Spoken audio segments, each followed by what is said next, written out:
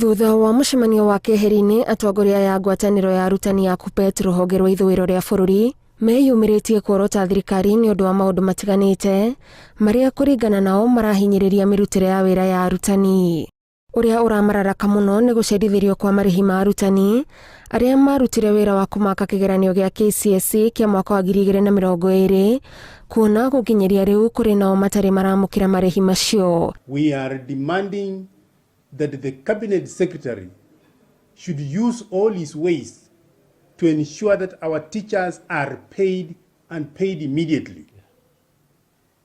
Failure to which we are asking our teachers to prepare to ensure that next time there will be no marking of examination until an MOU is made and signed by the union and the Kenya National Examination Council. Ihinda-inĩ rĩu arutani aya nĩ morĩtie ministry ya gĩthomo ĩtigĩrĩre nĩ yatũma mbeca cia arutwo gũgĩkinyĩria mwambĩrĩrio wa kiumia tũrorete rĩrĩa arutwo magacoka cukuru nĩguo gũtigĩrĩra gũtinagĩa na ihĩngĩca ũkinyanĩria-inĩ wa motungata. Tunauliza Cabinet Secretary Professor Makoha kwamba hiyo pesa ya free secondary ikuwe shuleni wakati wanafunzi wanafungua next week.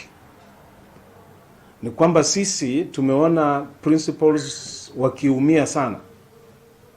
Wengi wao, in fact wengi wao wamekuwa wagonjwa kwa sababu ya ukosefu wa pesa kupeanwa kwa shule kwa wakati unaofaa. Cost of living imeenda juu na kwa hivyo hiyo pesa ambayo tumekuwa tukitumia serikali imekwama tu pale, hawajawahi ongeza hata kidogo. Kwa hivyo tunataka waongeze, na sisi kama KUPPET tunasema ya kwamba hiyo pesa iongezwe kutoka 22,000 per year per child to 32,000 shillings kulingana na cost of living na inflation rate. Kiumia kĩhĩtũku ngwatanĩro cia arutani nĩ ciagĩire na ũiguithanio na kĩama kĩa wandĩkani wa arutani gĩa TSC ĩrĩa kwa ihinda rĩrĩ ĩtambĩte kũrũmbũiya ihoya rĩa arutani rĩa kuongererwo mĩcaara. Kuna ubaguzi kwa hii CBA ambayo lazima sisi kama viongozi lazima tuguzie.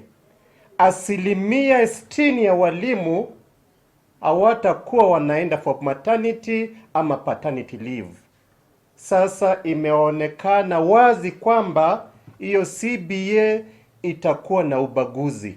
Handũ-inĩ ha Inooro TV, njĩtagwo Gathoni Wanjihia.